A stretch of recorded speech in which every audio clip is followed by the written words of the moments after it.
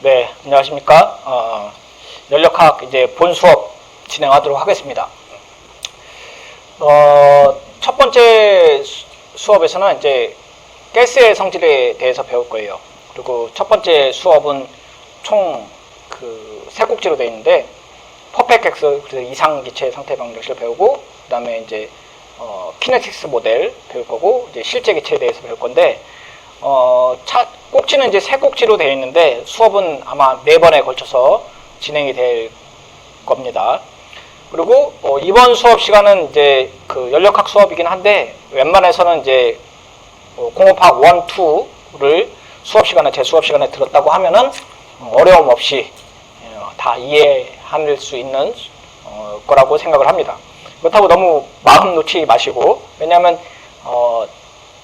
다음 수업부터도 굉장히 어려울 수도 있어요. 지금 첫 시간은 굉장히 쉬운 거지만, 자, 이게 보면은 조금 안 보일 수도 있는데, 뭐 아니지. 여러분들은 PPT를 보니까 볼 수도 있겠죠.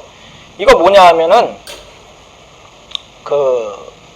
증기기관이에요. 그래서 위키피디아에서 따왔는데, 연력학의 학문은 사실은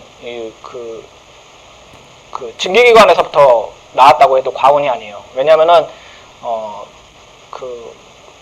산업혁명이 일어나면서 어떻게 하면 열을, 기계적 에너지로 바꿀 수 있느냐, 조금 더 효율적으로 바꿀 수 있느냐라는 걸 고민하기 시작하면서 연력학이 출발했다고 생각을 하시면 돼요. 그래서 여기 뭐 스팀을 넣었고, 스팀이 왔다 갔다 하면서 이거를 기계적 에너지로 바꾸는 거죠. 그래서 연력학이 이제 서모다이나믹이라고 되어 있는데, 서모와 다이나믹이니까 열을 어떻게 하면 기계적 에너지로 바꿀 수 있느냐를 고민한 게 연력학 수업이라고 생각을 하시면 됩니다.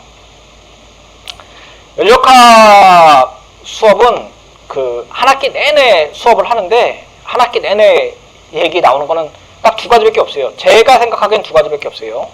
그래서 연력학 제1법칙, 연력학 제2법칙, 제3법칙, 0법칙 이렇게 있는데, 사실은 연력학은 2개만 알면은 거의 다, 그러니까 모두 다 안다고 생각을 하시면 됩니다. 그래서 연력학 제1법칙과 2법칙이 있는데, 연력학 제1법칙은 에너지 총량은 일정하다라고 해서 에너지 보존의 법칙에 대해서 학습을 하게 됩니다. 그리고 연력학 제2법칙은 엔트로피는 증가한다라는 게 연력학 제2법칙입니다. 그런데 이거 간단하잖아요. 연력학 제1법칙, 뭐 에너지 보존의 법칙, 연력학 제2법칙은 엔트로피의 법칙인데, 이걸 갖고 왜 한 학기 내내 배우게 되느냐라고 하면은, 왜 그렇게 배우냐라는 거는 뒤에 자세히 얘기했지만, 연력학 제1법칙은 어떤 자연현상이 일어날 수 있느냐 없느냐의 판단 근거가 됩니다. 그래서 어떤 자연현상이 일어났는데 얘가 실제로 일어날 수 있느냐라고 하면 에너지 보존의 법칙에 대해서 적합하다라고 하면은 얘는 일어날 수 있는 거예요. 그리고 그 현상이 만약에 일어났다고 하면은 연력학 제2법칙에 의해서 얘가 자발적으로 일어나는 거냐, 아니면 자발적으로 일어날 수 없고 에너지를 많이 가해갖고 어떤 외부적인 일을 해줘야지 일어날 수 있느냐라는 게 일어날 수 있어야지 가능한 게 연력학 제2법칙입니다. 그래서 어떤 자연현상이 일어났는데 일어났다. 그러면 연력학 제1법칙에 의해서 설명이 돼야 되고, 그걸 위반하는 일은 자연계에서는 절대 일어날 수 없다는 게 연력학 제1법칙입니다. 그리고 그 현상이 일어났는데 자발적으로 일어났다. 그러면 연력학 제2법칙에 의해서 설명이 돼야 되는 겁니다. 처음에 이제 기체를 갖고 설명을 할 건데, 기체는 모든 물질의 가장 간단한 상태입니다. 그래서 어떤 이제 화학 물질을 얘기를 할 때 기체의 거동을 가장 먼저 살펴보고, 어떠한 상황 속에서 기체의 거동과 특성을 설명하기가 되게 쉽지가 않아요. 그리고 이거를 단순화하고 아주 이상적인 거를 이상기체 또는 완전기체라고 합니다. 그런데 이상기체와 완전기체가 이제 같은 말인데, 아이디얼 가스, 퍼펙트 가스 얘기를 하게 되는데, 우리가 이상이란 말은 거는 실제로 존재하지 않는 거잖아요. 그래서 여기서도 이상기체와 완전기체는 세상에 존재하지 않는 거예요. 그런데 얘네가 이상적으로 기체가 이상적으로 존재한다고 하면은 이런 특성을 보일 거다라고 가정을 한 게 이상기체예요. 그리고 완전기체라고 한 거죠. 실제 기체는 이생기체와 어떤 조건에서는 비슷하게 행동을 하겠지만 다른 조건에서는 이상기체와 같은 거동을 보이지 않습니다. 그래서 이상기체는 실제로 존재하지 않는다. 하지만 이상적으로 행동하면 어떻게 될 것이다 라고 생각한 게 이상기체라고 생각하면 됩니다. 이 기체를 우리가 이제 설명을 하는데 기체를 갖고 이제 중학교 때나 고등학교 때 기체를 갖고 설명할 수 있는 걸 보게 되면은 기체의 특성을 바꿀 수 있는 게 몇 가지가 있어요. 그 팩터죠, 파라메타죠. 그래서 온도, 부피, 압력, 이제 물질의 양, 이제 몰수겠죠. 그래서 일반화학 시간에 보면 온도, 부피, 압력, 양인데 여기 하나 빠진 게 있어요. 뭐냐면 물질의 종류에 대해서는 설명을 하지 않습니다.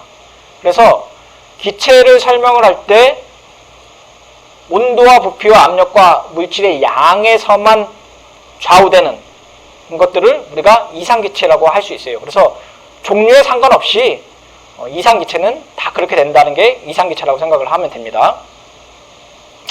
우리가 일반화학에서 배웠던 거 생각하게 되면은 우선 온도로 보면은 그 일정량의 기체가 온도와 일정할 때는 압력과 부피는 반비례한다 라고 해갖고 우리가 아피보라고 외웠던 것들이 있어요.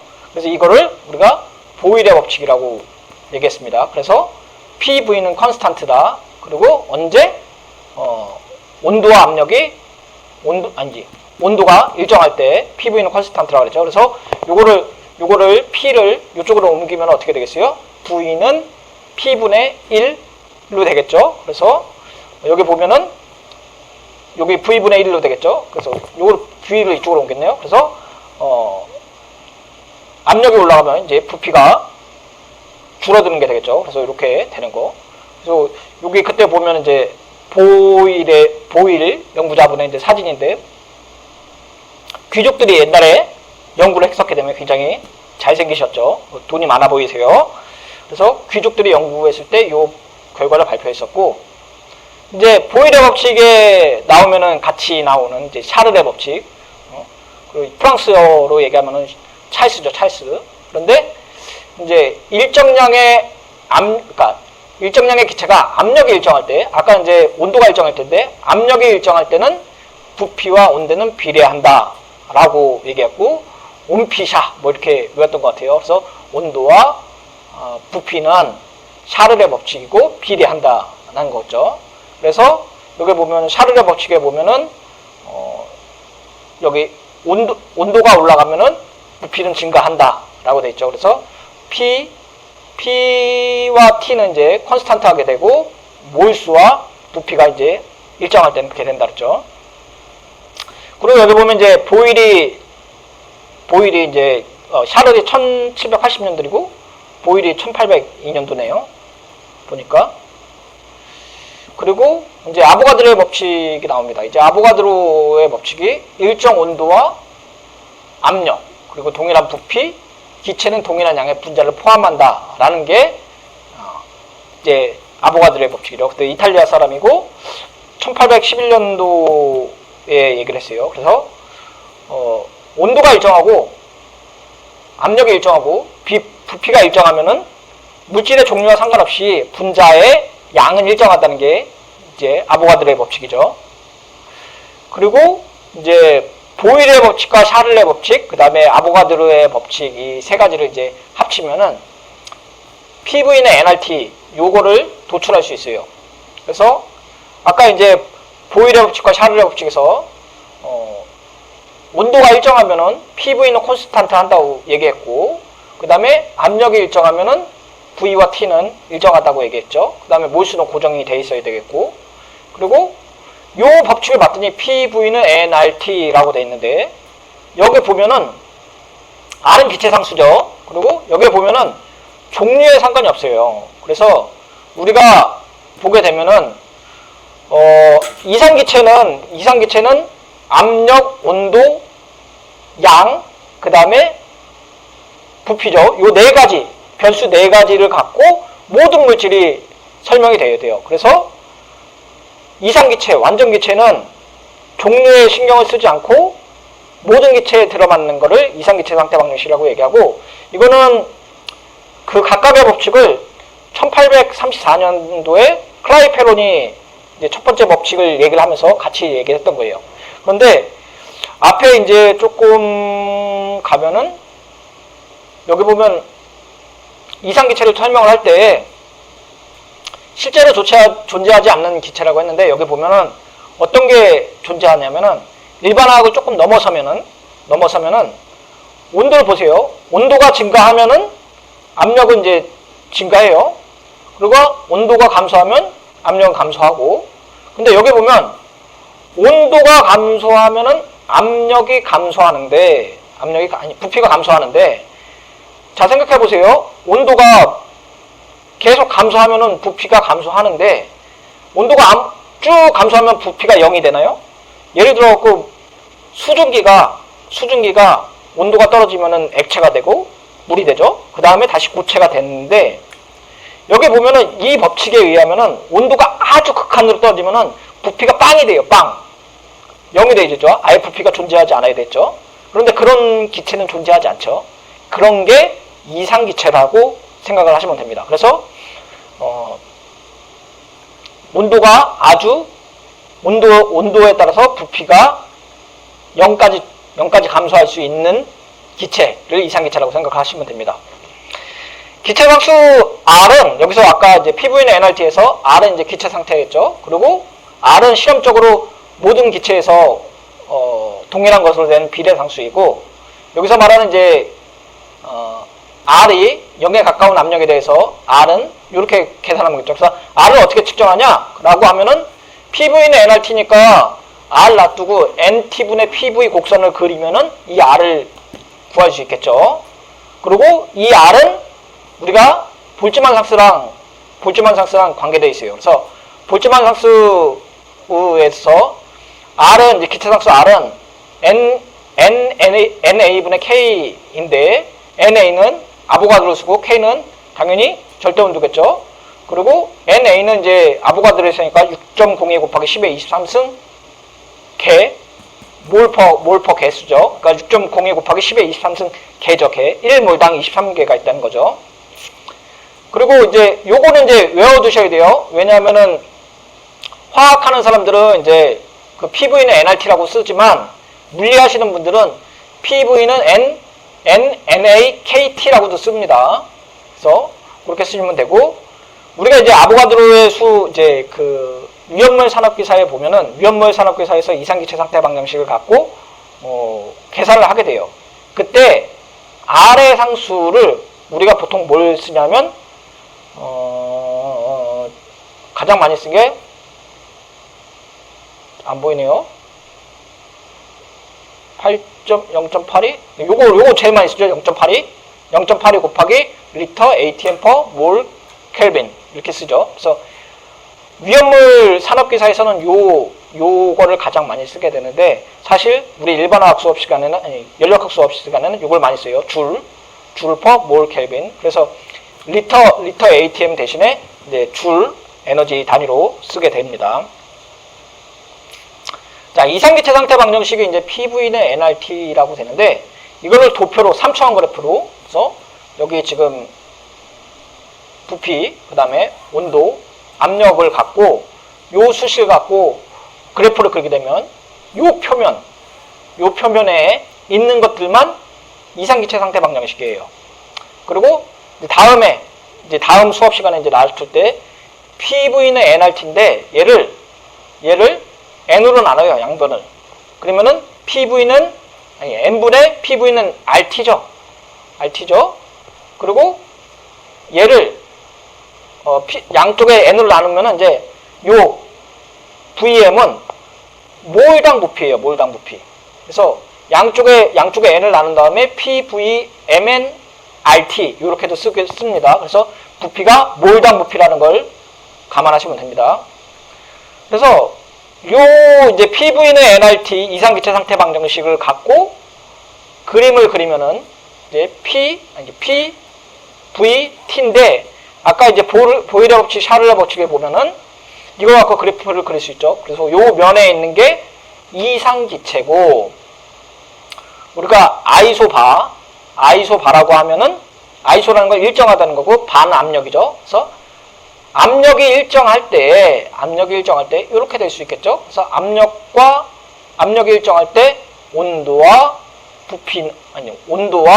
부피는 비례한다는 거고 그리고 아이소차는 부피가 일정할 때 온도와 압력은 비례한다. 그래서 아이소서머는 이제 열이 일정하다는 거죠. 그래서 압력과 부피는 반비례한다 라고 생각하시면 됩니다. 그래서 요 용어, 그래서 아이소바, 아이소서머 요거를 특히 용어를 기억하시기 바랍니다.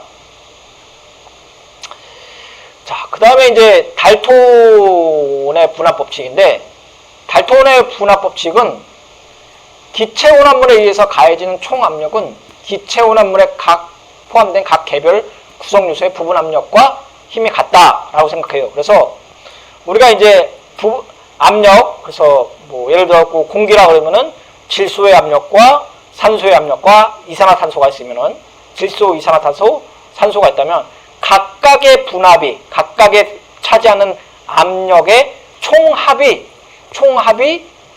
토탈 압력에 기여한다는 거죠. 그래서 우리가 압력 P는 J가 1일 때 M부터 PJ라는 거죠. 그러니까 다 더하라는 거죠. 압력을 각각 부분압물 가 더하면은 토탈 압력이 더하는 거죠. 그리고 J의 부분 압력은 이렇게 표시할 수 있겠죠. PJ는 XJP인데 요 XJ는 토탈 이제 몰분의 토탈 몰에 얘가 차지하는 분율이라고 보시면 되겠죠. 분율. 그래서 달톤의 법칙은 1801년에 이제 발표를 했고요.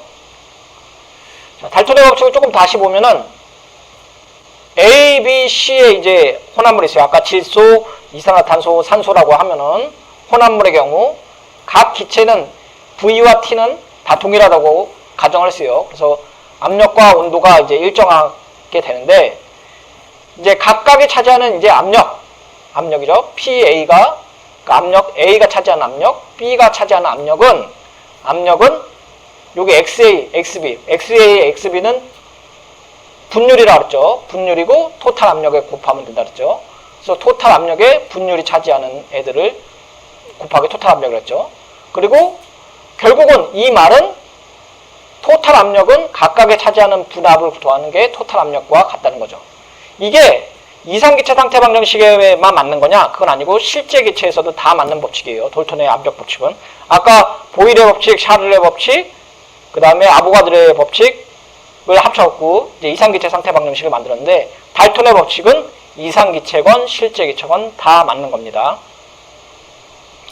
자, 한번 이거 볼게요. 그래서 달톤의 법칙을 보면은 부피 이제 22점 다 이게 DM의 세제곱인데 D는 다이미터예요. 그래서 다이미터 3승은 가로, 세로 높이를 얘기하는 거예요. 그래서 이거를 우리 그냥 리터로 쓸게요. 리터. 같은 단위니까. 그래서 22.4리터 용기에 273 1호 켈빈. 그러니까 어떻게 된 거예요? 0도씨죠. 0도씨. 켈빈이고 수소가 2몰이 있고 질소가 1몰 담겨져 있대요. 그러니까 22.4리터 안에 온도가 정해져 있고, 그러니까 온도와 부피가 정해져 있는 거고, 압력은 잘 모르겠는데, 얘네들이 몰수가 달려있다.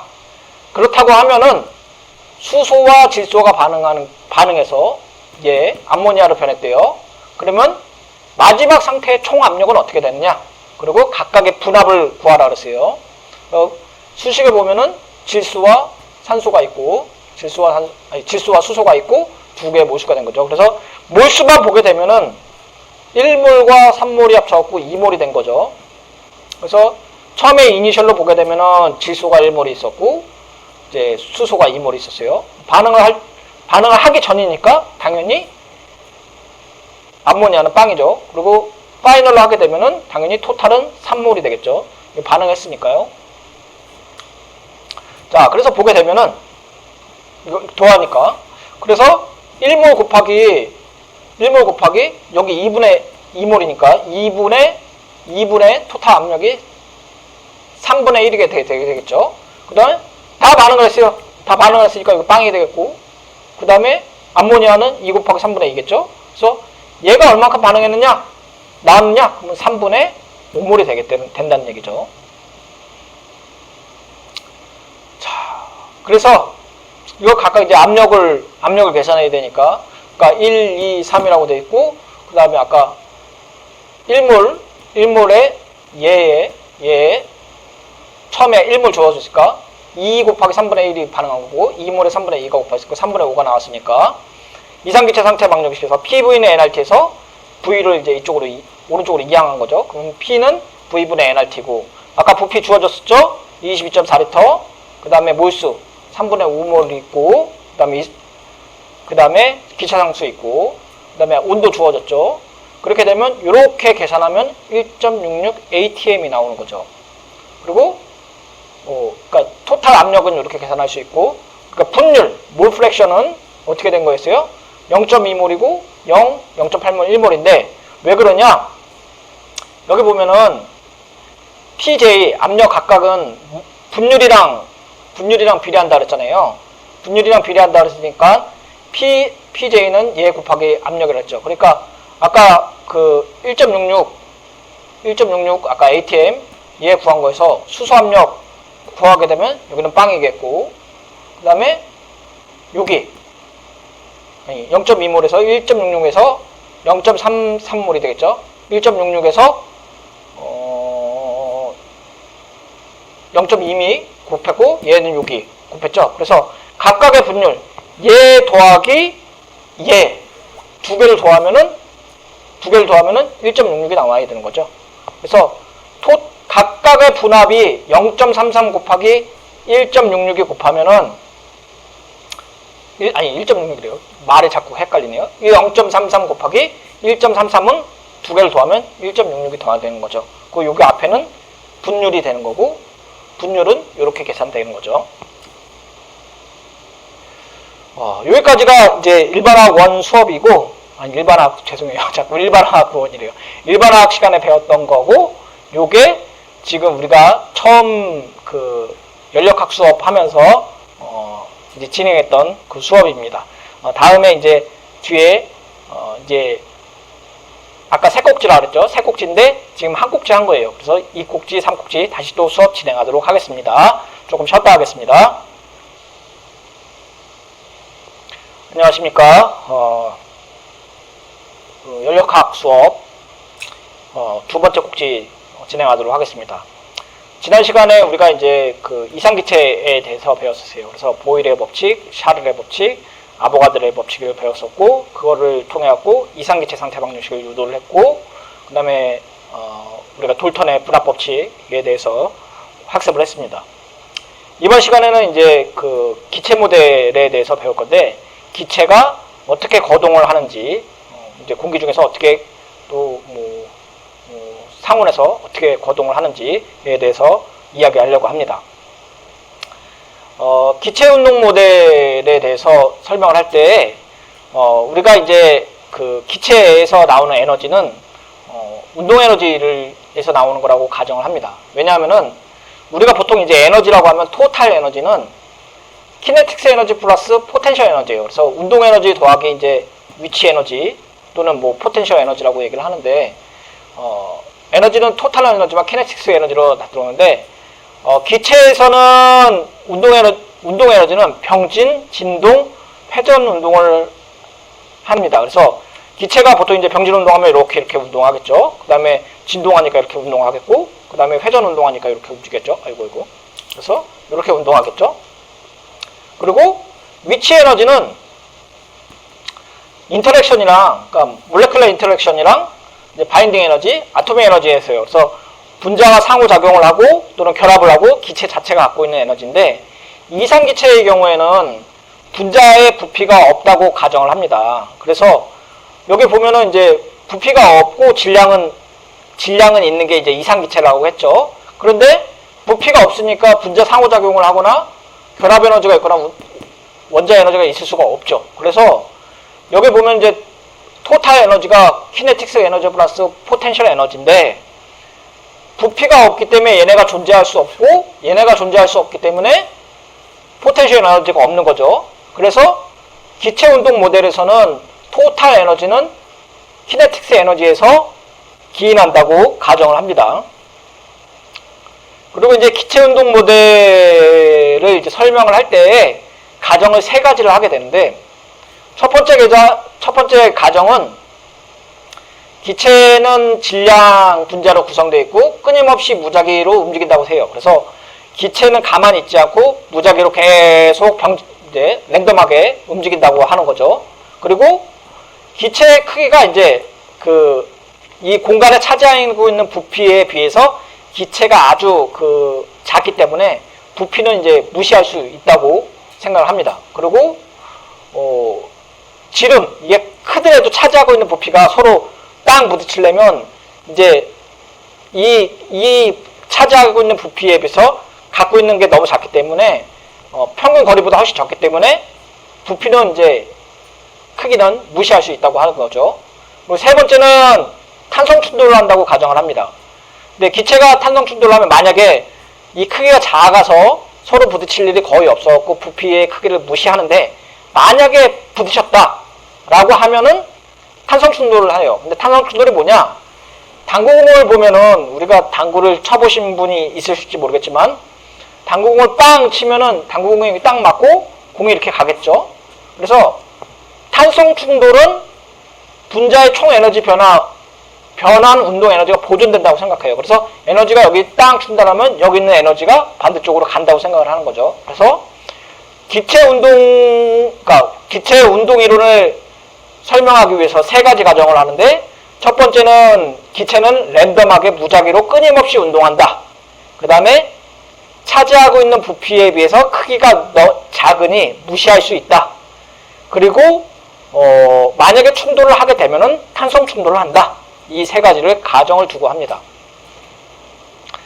그런데 만약에 이제 기체의 압력과 부피를 갖고 설명을 하면은 다음과 같은 관계식이 있대요. 우선 유도하기 전에 PV는 3분의 1 mm V RMS 스퀘어라고 되어 있는데 부피와 압력의 곱은 뭐 상수가 있고 M은 여기서 말하는 것은 M은 이제 몰수죠. 몰수고 M은 MN이죠. 그래서 M은 질량 하나고 V는 이제 아보가드로의 수고 그 다음에 V는 속도죠. 속도. 그래서 V는 루트민 스퀘어 스피드라고 하는데 루트민 스퀘어 스피드는 뭐냐? 여기 보면은 루트민 스퀘어 스피드에 이제 정의가 나와 있는데 속도의 평균을 제곱을 해갖고 루트로 씌운 거예요. 그래서 어쨌든 속도라고 생각을 하시면 됩니다. 그래서 속도의 제곱을 해갖고 평균을 구한 다음에 절대값을 씌워갖고 루트를 씌운 건데 이 식을 보면은 압력과 부피는 상수 있고 몰수가 많을 때, 그 다음에 질량이 많을 때, 클 때, 그 다음에 속도가 클 때 압력은 증가한다고 되어 있어요. 부피는 증가하고. 그러면 얘가 뭐 상수가 있긴 한데 요 수식을 어떻게 됐느냐, 유도하지 않고 그러니까 증명을 하기 위해서 한번 설명을 해봅니다.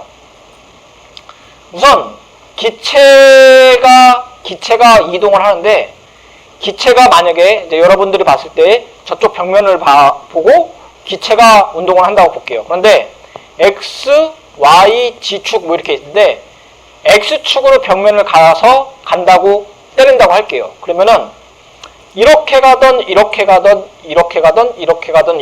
간에 어쨌든 저쪽 벽면을 보고 가는 거잖아요. 만약에 여기서 이렇게 가던 아니면 천정을 위해서 이렇게 가던 간에 벽면으로 가는 거예요. 그리고 질량이 M인 애들이 V의 속도로 간다고 치면은 질량 M인 입자가 X축으로 된 벽에 탄성적으로 충돌을 해요. 그리고 X의 구성 요소 촉이 이제 VX로 가고 반대로는 이제 만약에 가기만 하고 돌아오기도 하겠죠. 여기서 만약에 띵 왔다가 돌아오면은 가는 애들은 MVX인데 만약에 돌아오는 애들은 이제 부호가 반대가 되겠죠. 그래서 탄성 충돌을 하면 선형 운동량 변화는 2분의 1 MV가 되고 Y는 y 성분과 지축 성분은 변경되지 않죠. 한쪽 방향으로만 간다고 하니까.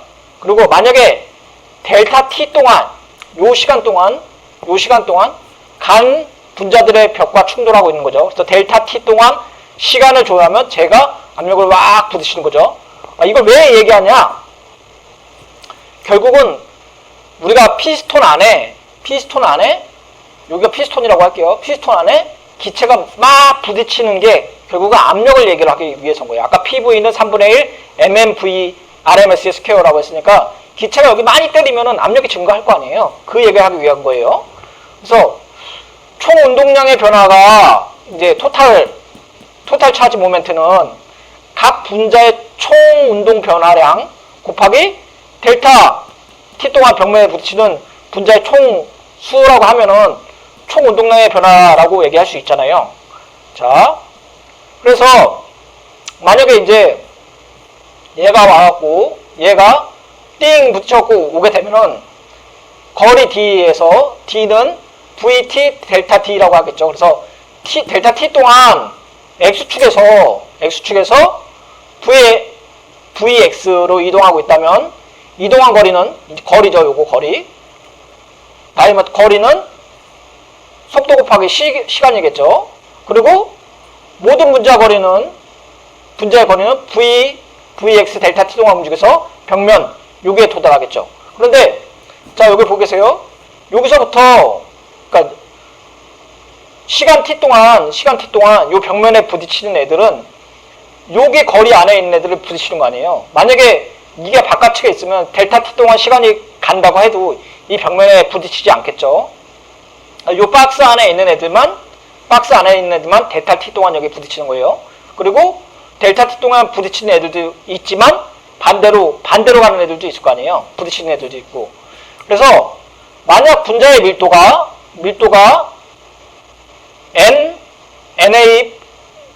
V분의 NA면 분자 중에 총 물수는 요거죠. 요 V분의 NA 그러니까 아보가드로에서의 몰수 곱한 거죠. 그리고 요게 이제 면적 곱하게 되면은 분자 수가 나오겠죠. 그래서 요 토탈 안에 들어가 있는 분자 수는 이렇게 계산될 수 있겠죠.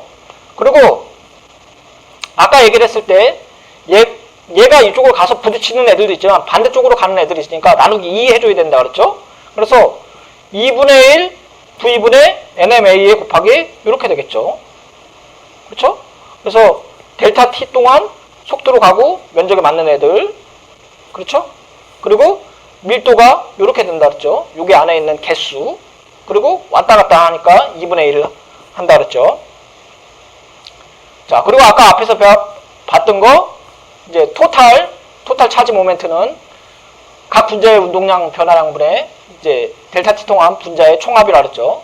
그래서 아까 이제 요거 구했었죠. 요거 구한 거죠. 그리고 각 분자의 운동량이 2분의 1 MVX죠.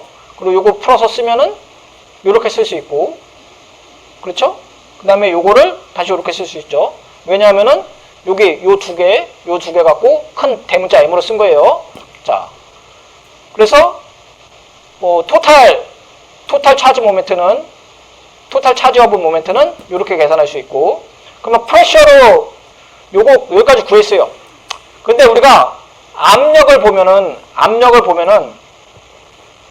물리학에서 압력이라고 하면은 단위 면적당 가하는 힘이에요. 단위 면적당 가하는 힘.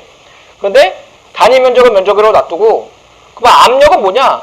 우리가 말하는 이제 벽면에 시간당 분자가 부딪히는 모멘트잖아요. 그래서 이 포스를 면적분의 시간당 부딪히는 모멘트라고 한다고 하면은 뉴턴의 제2법칙에 의해서 압력을 이제 계산을 하게 되면은 이제 에어리어 분의 이제 A죠. 면적 A고 그 다음에 아까 위에서 구한 거 요거죠. 요거 갖다가 여기다 넣어볼게요. 그리고 델타 T 여기다 넣을게요. 그러면 요거 없어지고 델타 T 없어지네요.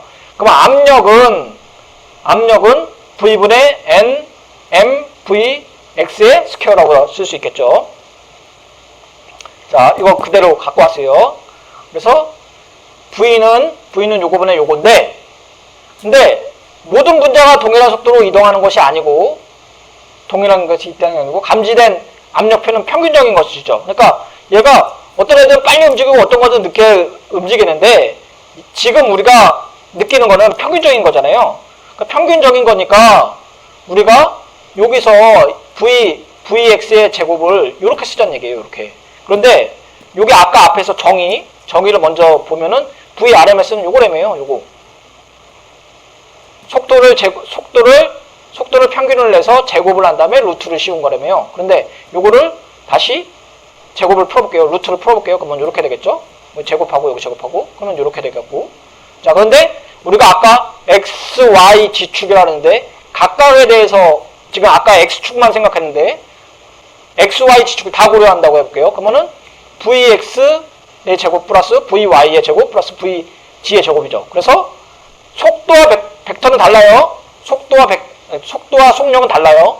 속도는 벡터의 개념이고 속력은 힘의 개념이죠. 그래서 아까 V가 우리가 속도라고 했기 때문에 요 세 개가 각각의 축이니까 다 동일하다고 보면은 얘는 이렇게 쓸 수 있겠죠. V의 RMS의 제곱이고 3분의 1 한 축에 요거 다 똑같다고 보면은 요거 하나에 곱하기 3이라고 볼 수 있겠죠.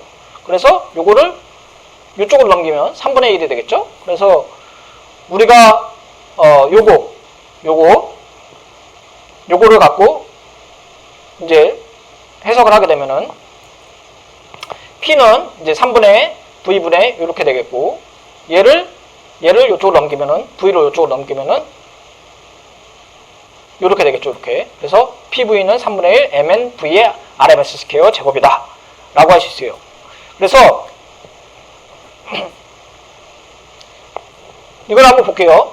이걸 한번 보면은 자, 이상기체 상태 방정식이랑 한번 비교해 봅시다. 이게 실제 기체 모델이고 이게 이상기체 상태 방정식인데 자, PV는 ANRT고 여기는 P분의 3분의 1 MMV RMS의 스퀘어예요. 그런데 이상기체 상태 방정식을 갖고 요걸 갖고 이제 이쪽으로 넘겼어요. 이렇게 넘겼어요. 그러면 이렇게 되겠죠. 그렇죠? 자, 또는 이렇게 할 수 있겠죠. 이렇게. 그러니까 요거 똑같다고 하게 되면은 요거는 요거라고 할 수 있겠고 요거에 대해서 이렇게 정리한 거죠. 그리고 아까 이제 그 기체각수 R은 볼츠만 콘스탄트 K에다가 NN 곱할 수 있다 있을 수 있다 그랬죠. 그리고 M은 몰질량 곱하기 아보가드로의 수니까 요거를 이렇게 표시할 수 있겠죠. 그리고 루트민 스퀘어 스피드는 T에만 위주하는 거죠. 그래서 우리가 이제 이상기체건 실제기체건 간에 요거 한번 볼게요. 요거 한번 볼게요. 그래서 여기에서 의미하는 바가 뭐냐라고 좀 의미를 해보면은 속도를 봤더니 속도는 질량이랑 온도에만 비례한다는 거예요. 그래서 어떤 기체 분자의 운동이 질량이 온도가 높으면 높을수록 속도는 높아지고 질량이 작으면 작을수록 얘가 속도가 빨라진다는 거예요. 그래서 기체의 운동이 온도가 높을수록 빨라지고 질량이 무거우면은 낮아진다는 거죠. 그래서 실제 이제 여기 이렇게 표시할 수 있고 실제로 그러면은 이거 갖고 질소를 한번 계산해보자. 그러면 공기 중에 있는 게 질소니까 VRMS는 약 515m/s예요. 룸 템퍼러처에서. 그래서 기체가 질소가 지금 초당 515m/s로 막 가고 있는 거죠. 이렇게 된 거예요. 자, 그래서 그러면은 자, 속도를 구했어요. 그러면은 아까 속도가 구해졌는데 속도가 각각의 지금 평균적인 속도를 가는데 얘가 얼마만큼 분모를 갖고 있느냐. 그래서 어떤 속도가 가장 많이 있고 어떤 속도가 조금 있냐를 따지기 위해서 볼츠만 분포를 봅니다. 그래서 속도에 대한 맥스웰 볼츠만 이제 분포죠. 분포를 보겠다는 거죠. 디스트리뷰션을 보겠다는 거죠. 그래서 실제 기체 상태에서는 개별 분자의 속도가 광범위하게 분포되어 있고 충돌하면서 분자들 간의 속도를 지속적으로 다시 분배를 해요. 그래서 예를 들어 갖고 속도 V가 다음 속도까지 더해지는 게 델타 V라고 할게요. 범위에서 가진 분자의 비율의 범위는 비례하겠죠. 그리고 V에서 VDP까지 속도를 가진 분자의 비율이 펑션, 우리가 이제 FV로 표시하고, 여기서 FV는 속도 분포라고 할게요. 분포라고 하면은, 만약에 이제 온도 T에서 기체 분포에 대한 이제 함수 FV는 맥스웰 볼츠만에서 돼서 유도하게 되는데, 자 한번 볼게요. 이걸 유도하진 않을 거예요 우리가. 근데 속도 분포 V를 봤더니 이렇게 돼요. 4파이 2m RT m 2분의 1 V에 2에 2분의 RT mmV래요. 근데 자 그러면은 유도하진 않을 텐데 이거 한번 볼게요. 그러면 속도의 분포는 수식을 봤더니 여기 봤더니 온도가 두 텀이 있고 여기 질량이 두 텀이 있어요. 그러니까 여기 보니까 온도 텀, 그 다음에 질량 텀 똑같죠? 이 앞에서 아까 본 거랑. 그래서 온도가 높아지면은 속도는 높아져요. 그리고 질량이 높아지면은 당연히 속도는 낮아진 거죠. 그래서 요걸 갖고 한번 요거 볼게요. 요게 수식으로 봤더니 f 펑션은 이제 속도에 대한 함수는 이렇게 표시할 수 있는데 여기 지수 함수가 하나 있고 속도가 있고 여기 속도가 있는데 이걸 갖고 그래프를 그리면은 이렇게 돼요. 그래서 지금 스피드가 있고 잘 안 보이네요 지금. 상대적 개수인데 여기 보면은 온도가 높으면 높을수록 좀 빠른 속도의 애들이 많아요. 그리고 온도가 낮으면 낮을수록 적은 속도의 애들이 많고. 그래서 여기 보면은 이렇게 잘라볼게요. 이렇게 잘라보면은 이렇게 잘라보고 이렇게 잘라볼게요. 그러면은 온도가 이렇게 잘라보면 가장 빨간 게 가장 높은 온도인데 여기를 잘라보면 요만큼의 속도를 갖는 애들이 많은 거고 이렇게 잘라보면은 이렇게를 할 수 있겠죠. 이렇게. 그래서 온도가 높으면 높을수록 빠른 속도에 있는 애들이 많이 분포한다는 얘기예요. 그리고 온도가 낮으면 낮을수록 이제 적은 속도의 애들이 많이 분포한다는 얘기고. 그리고 여기는 분자량이죠. 그래서 O2, N2, H2 뭐 이렇게 있는데 수소 이렇게 있는데 가벼우면 가벼울수록 속도가 빠르다는 얘기예요. 그래서 낮은 온도 또는 큰 분자량을 가진 애들은 이제 천천히 움직이는 거고 높은 온도의 작은 분자량을 가진 애들은 당연히 속도가 빨라진다는 얘기죠. 그리고 얘가 만약에 이제 함수니까 0부터 무한대까지 얘를 다 적분을 하면은 얘가 구해줄 수 있겠죠. 그리고 어느 일정 비율 여기서부터 여기까지만 만약에 적분을 하게 되면 여기서부터 여기까지만 적분하게 되면은 이게 결국은 확률이 되겠죠. 확률. 다 적분하면 1이고. 자, 봅시다. 그래서 여기 보면은 그 유도는 하지 않았지만 좀 온도 텀이 있고 그 다음에 질량 텀이 있고 속도가 이렇게 있어요. 그리고 여기 지금 그 요만큼을 다 적분하면 1이고 얘가 V1부터 V2까지 하면은 델타 V 딱까지 하면은 이제 이 기체가 갖고 있는 확률을 볼 수 있다는 얘기죠.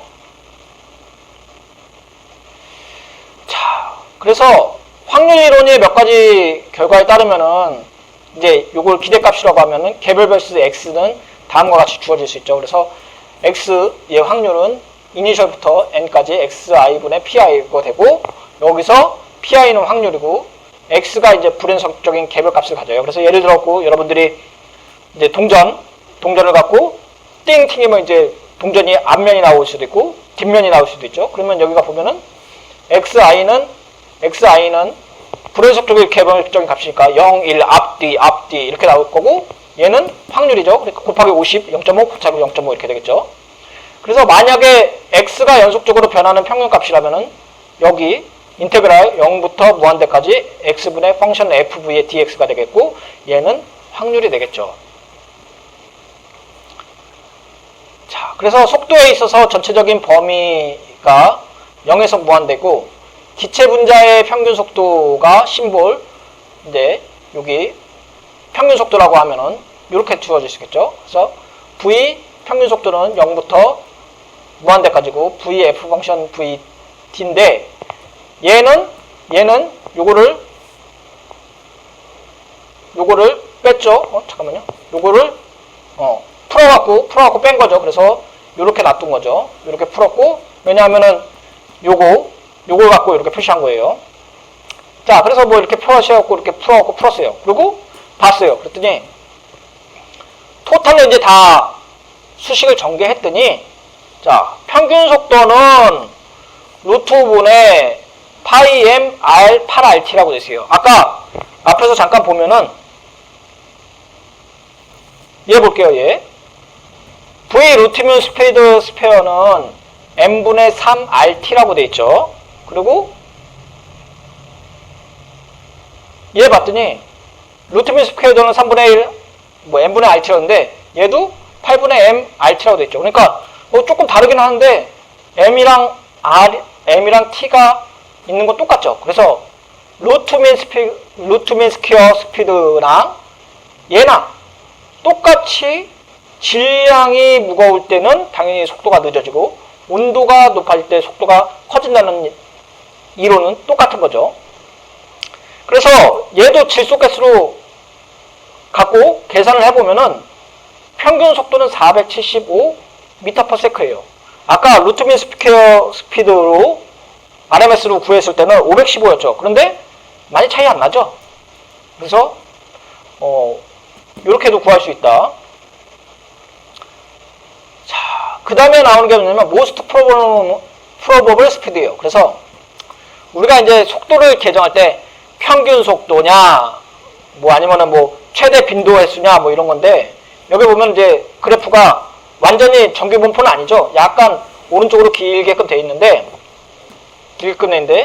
평균 속도는 요 정도 되고, 그렇죠? 그 다음에 루트민 RMS는 이렇게 되겠죠. 그 다음에 most probable는 이렇게 되겠죠. 최빈 속도라고 얘기하잖아요. 그렇게 되겠죠. 최대 빈도, 그 다음에 평균, 그 다음에 RMS 이렇게 되는데 얘도 이제 같은 맥락으로 똑같이 계산했다고 하면은 여기는 MP라고 할게요.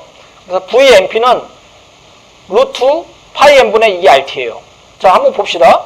아까 RMS랑 그 다음에 평균 속도로 봤더니 얘도 속도를 봤더니 루트를 씌우고 파이분의 M, R, 2RT라고 됐어요. 그래서 M이 밑에가 있고 T가 있어요. 단지 앞에 이제 상수, 파이도 이제 상수고 2R도 상수죠. 그러니까 질량이 크면 클수록 속도는 늦어지고 온도가 높으면 높을수록 속도는 빨라진다는 얘기죠. 그런데 요 세 개를 각각을 비교해 볼게요. 아까 요거죠. 그래서 요 세 개를 갖고 계산을 하면은 most probable speed, 그러니까 얘가 가장 속도가 빠르고 그 다음에 평균 속도, 그 다음에 RMS가 속도가 가장 같아요. 그러면 만약에 얘가 꼭 이렇게 맞느냐? 그러면 실제 기체가 이상기체처럼 행동한다면 질량과 온도에 영향을 받는다는 얘기예요. 그래서 속도가 만약에 이제 실제 기체가 이상기체적으로 행동한다고 하면은 M과 T에 영향을 받는 건데 실제로도 그렇게 영향을 받습니다. 자, 이거 말고 우리가 이제 속도 세 가지를 배웠죠. 자, RMS, 민, 평균 속도, 그 다음에 most probable 속도라는데 이거 말고 다른 것들도 있어요.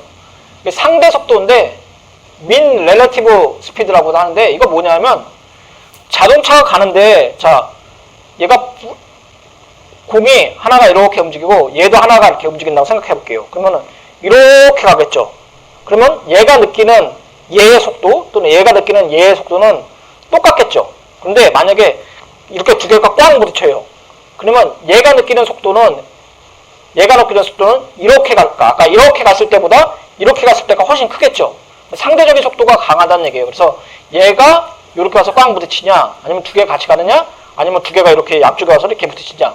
상대 속도인데, 이 상대적인 속도는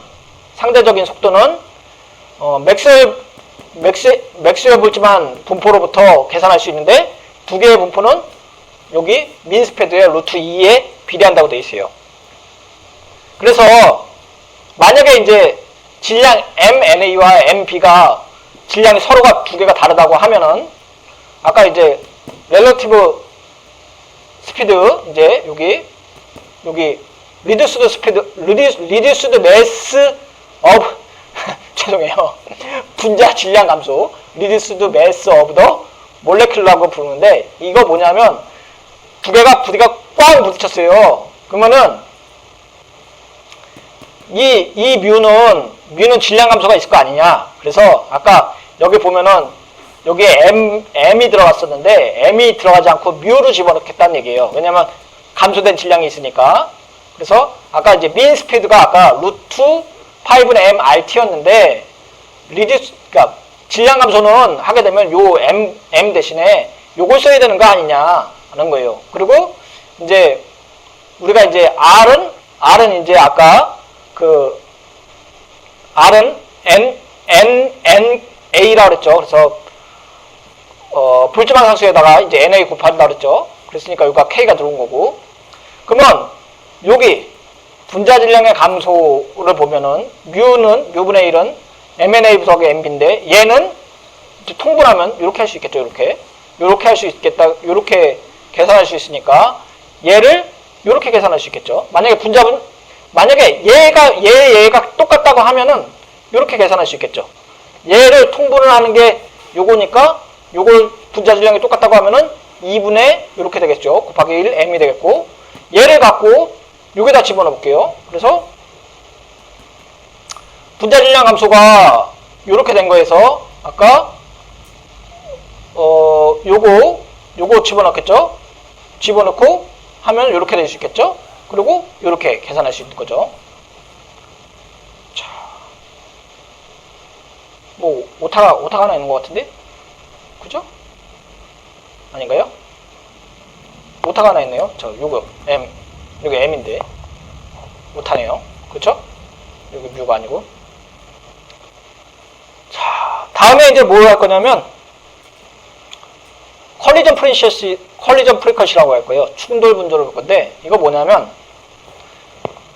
여기 이렇게 공이 이렇게 있다고 할게요. 그래서 얘가 요런 통에 가는데, 얘가 가다가 몇 번이나 충돌하느냐 이거예요. 그러면 만약에 얘 질량 안에 얘 질량 하나에 부딪힌다면 요거 위에 여기도 있고 여기도 있고 여기도 있고 여기도 있는데, 이 D 스퀘어에 간다고 하면은, 얘가 이렇게 쭉 간다고 하면은 요 안에 통에 안에 들어오는 애들은 부딪힐 거고, 요거 밖에 있는 애들 부딪힐 거 아닐 거잖아요. 그래서 만약에 충돌 거리 D는 이제 컬리전 다이아미터라고도 하고, 직경이 분자 지름의 순서이죠. 그래서 요 다이아미터보다 여기가, 그러니까 요거보다 요만큼 바깥에 있는 애들은 부딪히지도 않는 거죠. 자, 그런데 충돌 빈도를 계산한다고 그랬잖아요. 그러면은 여기서부터 여기까지 오고, 여기서부터 여기까지 오는데, 델타 t 시간 동안 분자 한 개가 충돌할 때 보게 되면은 어떻게 되냐면은, 여기가 델타 t니까 델타 t죠. 그리고 여기 면적 에어리라고 하면은 요 부피 안에 분자가 있을 경우가 넘버 오브 덴시티라고 하겠죠. 그래서 잘 생긴 여기 M인 V분의 NA겠죠. 부피분의 몰수라고 하고, 그러면 여기 충돌 분도는 얘가 요만큼 지나갔을 때 얘네들이 갖고 있는 개수를 확인하면 될 거 아니에요. 그래서 충돌 분도 G는 델타 T분의 파이 dt V RM 델타 T 곱하기 NA인데, 여기서 말하는 G 얘는 요 면적 곱하기 속도 곱하기 요거 넘버 오브 덴시티 이렇게 되겠죠. 그래서 요게 요 파이는 충돌 단면적을 얘기를 한다 그랬죠. 요게 요렇게 단면적을 말하고 결국은 컬리전 크로스 섹션 오브 더 몰레큘이라고 해서 이렇게 되겠죠. 그래서 충돌 빈도 G는 여기 면적에 분자가 갖고 있는 개수와 그 다음에 얘가 얼마큼 빨리 가느냐 속도에 따라서 달라질 수 있겠죠. 다이아미터랑. 그러면 이거를 이상기차 상태 방정식에 적용해 볼게요. 여기 아까 충돌 빈도 컬리전 프리커시를 얘기를 했으니까 PV는 NRT에서 아까 지금 R을 KNN으로 그러니까 볼트만삭수로 썼어요. 그리고 여기서 요거 두 개 곱하면 N이겠죠. 대문자 N. 그래서 몰수가 됐고 캐리서. 그래서 PV는 NKT로 썼고 요렇게. 그렇죠? 그리고 요거 그대로 갖고 올게요. 요거 갖고 온 다음에 요걸 갖고 요렇게 표현을 할 수도 있겠죠. 그래서 만약에 일정 부피에서 충돌 빈도가 이제 증가한다는 것은 더 빠른 평균 상대 속도로 인해서 t 값이 증가한다는 거예요. 그래서 만약에 이제 아까 여기서 얘가 일로 쭉 갈 때 여기 만약에 부딪힌다. 그럼 왜 부딪히냐 하면은 다이아미터가 클 수도 있고 분자 개수가 많을 수도 있고 속도가 빠를 수도 있는데 이 속도가 빠른 거는 t 값에 증가하면 더 많이 부딪힌다는 얘기예요. 그래서 일정 속도 t에서 충돌 빈도는 압력의 정비례하고 더 큰 밀도 때문이라죠. 그러니까 우리가 압력을 많이 증가하면은 얘네가 더 많이 따당따당 부딪힌다고 생각하면 되겠죠. 그래서 질소로 따지면은 1atm에서 25도씨에서 G값은 5 곱하기 10의 9승 퍼세클인 거죠. 그러니까 우리가 1초에 5 곱하기 10의 9승만큼 우리가 질소로 막 부딪히고 있는다고 생각하시면 되겠죠. 자, 그러면 우리가 지금 공이 쭉 가서 이제 몇 번 맞느냐를 따졌는데 반대로 그러면 얘가 한 공이 다음 공에 갈 때 부딪히지 않고 갈 수 있는 거리는 얼만큼이냐라는 게 mean preface입니다. mean preface. 그래서 mean preface는 충돌 사이 분자의 평균 이동 거리인데 만약에 아까 충돌 빈도 G라고 하면은 mean preface는 G분의 1이 되겠죠. 그러니까 아까 공이 가서 따라라라랑 부딪히는 게 G라고 하면은 부딪히지 않고 갈 수 있는 거는 G분의 1이고 그래서 mean preface는 G분의 1이고 아까 이렇게 VIP라고 쓸 수 있겠죠. 그래서 요거를 대입을 하면은 요거는 요렇게 되고 요거 대입해서 요렇게 되고 그러면 mean preface는 요렇게 되는 거죠. 그러면 아까 요거 볼게요. mean preface는 이제 시그마 P와 KT인데 얘가 하나를 갖고 저쪽에 가서 딱 맞을 때 다른 분자들과 충돌 없이 갈 수 있는 것은 길이가 길어지려면은 어떻게 돼요? 압력이 낮아져야겠죠. 압력이 낮아져야 되고 그 다음에 온도가 높아져야겠죠. 압력이 낮고 온도가 높아지면은 mean preface는 커지겠죠. 그러니까 압력이 낮아져야 된다는 거죠. 근데 온도를 높이는 거는 조금 어렵지만 압력을 낮추는 거는 어렵지 않게끔 할 수 있겠죠. 끊임없이 증가한다는 것보단. 자, 그래서 만약에 압력 P가 2배로 증가하면은 얘가 절반으로 감소할 수 있겠죠. 그쵸? 그래서 압력이 적으면 적을수록 mean preface가 커진다고 했고 만약에 V가 변한다고 하면은 자, 일정한